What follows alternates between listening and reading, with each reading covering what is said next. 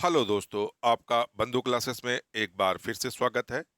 आज हम दोस्तों इतिहास के महत्वपूर्ण सेक्शन मुगल एम्पायर से बनने वाले अति महत्वपूर्ण प्रश्नों को देखेंगे, जो प्रत्येक परीक्षा के लिए अति महत्वपूर्ण होंगे।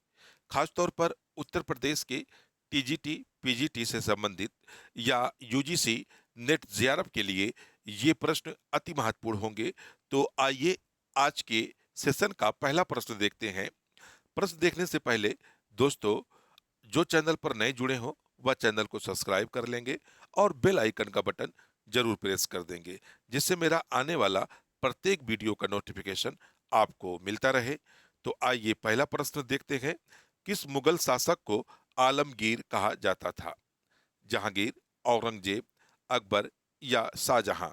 तो आपका राइट आंसर है दोस्तों बी, यानी औरंगजेब को मुगल बादशाहों में इनकी एक उपाधि थी। किसकी? आलमगीर की। आइए अगला प्रश्न देखते हैं। कौन सा मकबरा द्वितीय ताजमहल कहलाता है? इत्माद उद दौला का मकबरा, रबिया उद दौरानी का मकबरा, या इसे बीबी का मकबरा, अनारकली का मकबरा, या इनमें से कोई नहीं? तो आपका राइट आंसर हो जाएगा दोस्तों बी, यानी रबिया उद दौरानी का जो मकबरा है यह द्वितीय ताजमहल कहलाता है। इसका निर्माण औरंगजेब के द्वारा अपनी बीवी की याद में औरंगाबाद, यानी वर्तमान महाराष्ट्र के औरंगाबाद जिले में इसका निर्माण कराया गया था, जिसे द्वितीय ताजमहल के रूप में या दक्षिण के ताजमहल के रूप में जाना जाता है। आइए अगला प्रश्न देखते हैं।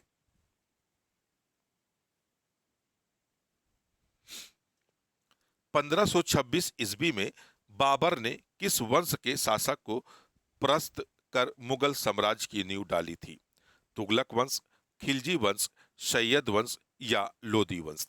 तो आपका राइट आंसर हो जाएगा दोस्तों डी, लोदी वंश। यानी लोदी वंश को पराजित कर मुगल शासक बाबर के द्वारा मुगल साम्राज्य की नींव रखी गई थी। लोदी वंश को पानीपत के प्रथम युद्ध, यानी पानीपत के प्रथम युद्ध में बाबर ने इब्राहिम लोदी को पराजित किया और एक नए वंश की स्थापना की, जिसे हम लोग मुगल वंश के नाम से जानते हैं। आइए अगला प्रश्न देखते हैं।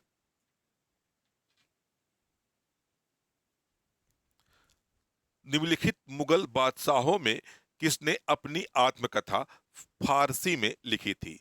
जहांगीर, औरंगजेब, बाबर या अकबर?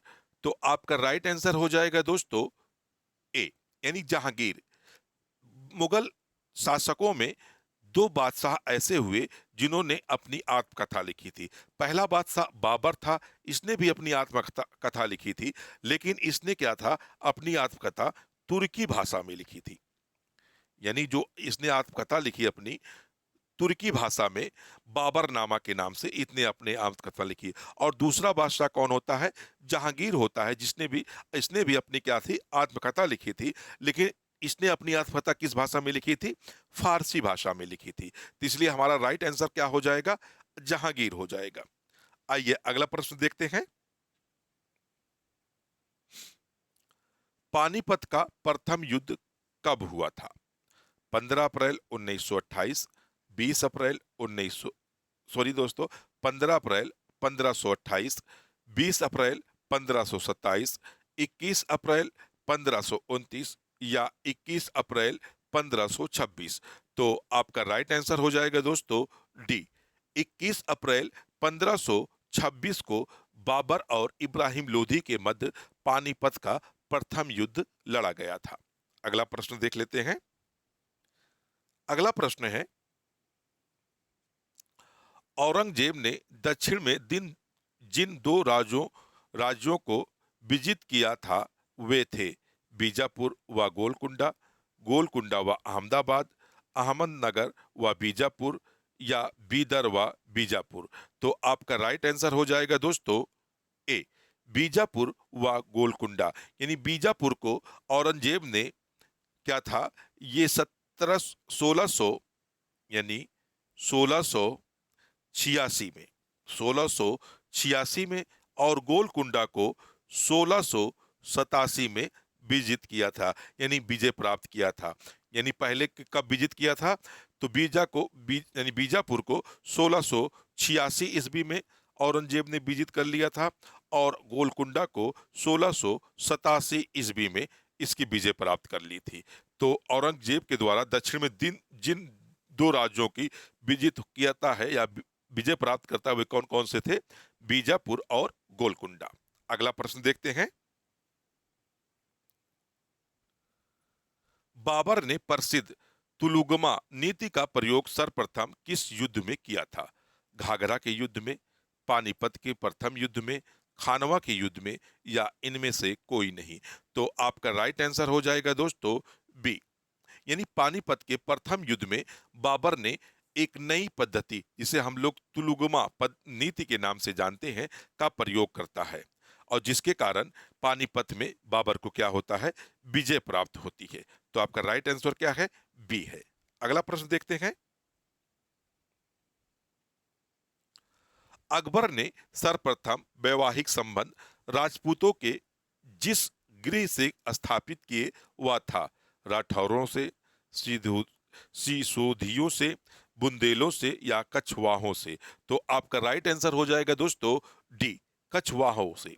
यानी अकबर ने जिन राजपूतों से सर्वप्रथम वैवाहिक संबंध स्थापित किए थे वह कौन थे? कछवाहा थे। आइए अगला प्रश्न देखते हैं। भारत में ग्रांड ट्रक रोड बनवाई थी अकबर ने, हुमायूं ने, अशोक ने, शेरशाह सूरी ने?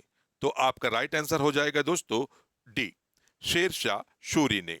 इसे ही सड़के आजम के नाम से भी जाना जाता था। वर्तमान में इसे एक अंग्रेज गवर्नर ने इसे ग्रांड ट्रक रोड का नाम दे दिया था। आइए अगला प्रश्न देखते हैं। अंतिम मुगल बादशाह बहादुर शाह जफर सेकंड था, इसके पिता का नाम था औरंगजेब, शाहजहां, अकबर शाह प्रथम, या अकबर द्वितीय? तो आपका राइट आंसर हो जाएगा दोस्तों डी, यानी अकबर द्वितीय। अकबर द्वितीय क्या था? यह जो था बहादुर शाह जफर का पिता था। आइए अगला प्रश्न देखते हैं। गुजरात विजय की याद में अकबर ने किसका निर्माण करवाया था? जामा मस्जिद, सिद्धि बशीर, बड़ा इमाम बाड़ा, या बुलंद दरवाजा? तो आपका राइट आंसर हो जाएगा दोस्तों डी, बुलंद दरवाजा। यानी जिस समय अकबर ने गुजरात को विजय कर लिया था, उसकी याद में अकबर के द्वारा एक दरवाजे का निर्माण करवाया जाता है, जिसे बुलंद दरवाजा कहा जाता है। आइए अगला प्रश्न देखते हैं।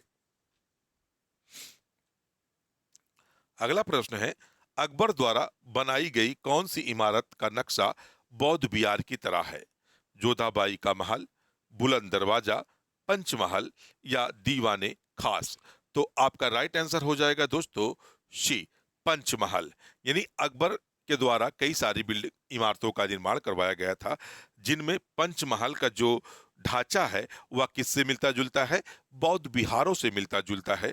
इसका निर्माण अ, वर्तमान में जो ये फतेहपुर सिकरी है, जो आगरा में स्थित है, यहाँ पर अकबर के द्वारा करवाया गया था।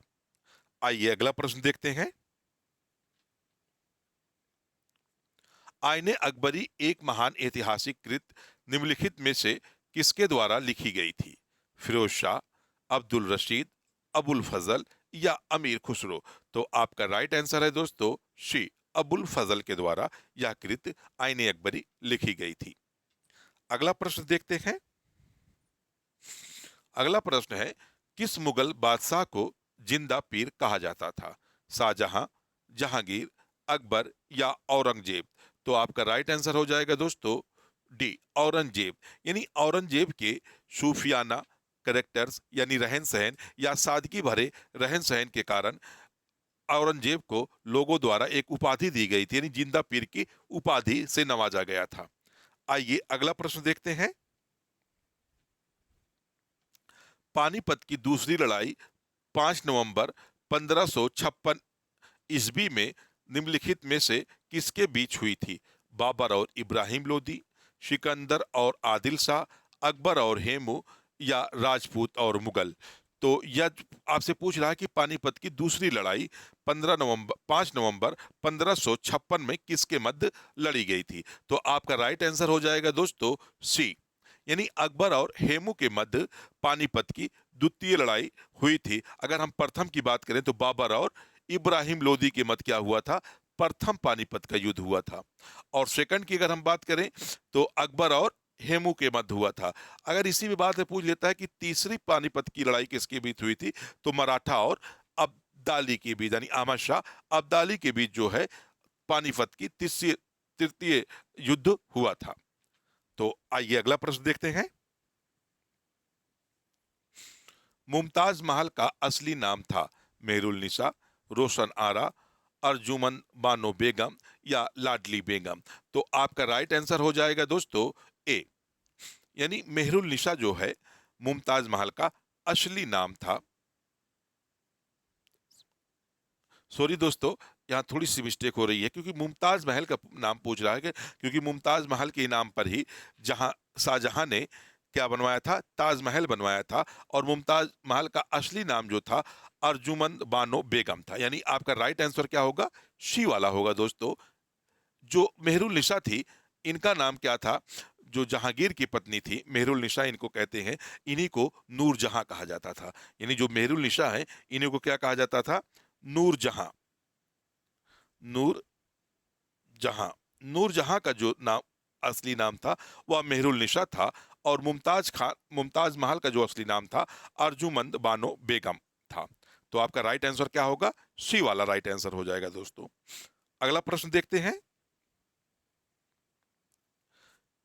दीन इलाही नामक नया धर्म किसके द्वारा शुरू किया गया था? अकबर, शाहजहां, हुमायूं या जहांगीर? तो आपका राइट आंसर हो जाएगा दोस्तों ए, अकबर के द्वारा। अगला प्रश्न देखते हैं। ईरान के शाह और मुगल शासकों के बीच झगड़े की जड़ क्या थी? कुंदूज, गजनी, काबुल या कंधार? तो आपका राइट आंसर हो जाएगा दोस्तों गंधार। अगला प्रश्न देखते हैं। प्रसिद्ध मुस्लिम शासिका चांद बीबी जिसने बाबर को अकबर को सौंपा, यानी जिसने बरार को अकबर को सौंपा, निम्नलिखित में से किस राज्य से संबंधित थी? अहमदनगर, बरार, बीजापुर, गोलकुंडा? तो आपका राइट आंसर हो जाएगा दोस्तों ए, अहमदनगर। अगला प्रश्न देखते हैं। जवाबित का संबंध किससे था? टकसाल से संबंधित कानून, कृषि संबंधित कानून, राज्य कानून से या मनसब प्रणाली को नियंत्रित करने वाले कानून से? तो आपका राइट आंसर हो जाएगा दोस्तों सी, यानी जवाबित जो है या राज्य कानून था। अगला प्रश्न देखते हैं। अगला प्रश्न है, मुगल प्रशासन व्यवस्था में मनसबदारी प्रणाली को किसने प्रारंभ किया था? जहांगीर, बाबर, शाहजहां या अकबर? तो आपका राइट आंसर हो जाएगा दोस्तों डी, अकबर के द्वारा। अगला प्रश्न देखते हैं। पानीपत के युद्ध में बाबर की जीत का मुख्य कारण क्या था? तुलुगमा प्रथा, अगवानों की आपसी फूट, उसकी घुड़सवार सेना या उसकी सैन्य कुशलता? तो आपका राइट आंसर हो जाएगा दोस्तों डी, यानी सबसे उपयुक्त कारण की अगर बात करें तो उसकी सैन्य कुशलता थी। अगला प्रश्न देखते हैं। अपने काल का महान संगीतज्ञ तानसेन किसके दरबार में थे? शाहजहां, बहादुर शाह, जहांगीर या अकबर? तो आपका राइट आंसर हो जाएगा दोस्तों डी, अकबर के दरबार में। अगला प्रश्न देखते हैं। मयूर सिंहासन या तख्ते ताउस पर बैठने वाला अंतिम मुगल बादशाह कौन था? बहादुर शाह जफर, शाहजहां शाहजहां दार शाह, शाह आलम फर्स्ट या मोहम्मद शाह रंगीला? तो आपका राइट आंसर है दोस्तों डी, मोहम्मद शाह रंगीला। अगला प्रश्न देखते हैं। मुगल काल की राज्य भाषा कौन थी? अरबी, फारसी, उर्दू या हिंदी? तो आपका राइट आंसर हो जाएगा दोस्तों बी, यानी फारसी भाषा। तो दोस्तों, आपको ये वीडियो कैसा लगा आप हमें कमेंट बॉक्स में बताएंगे। आप हमारे चैनल को सब्सक्राइब और वीडियो को लाइक और शेयर जरूर करिएगा। फिर मिलते हैं अगले वीडियो में दोस्तों। जब तक के लिए धन्यवाद। जय हिंद।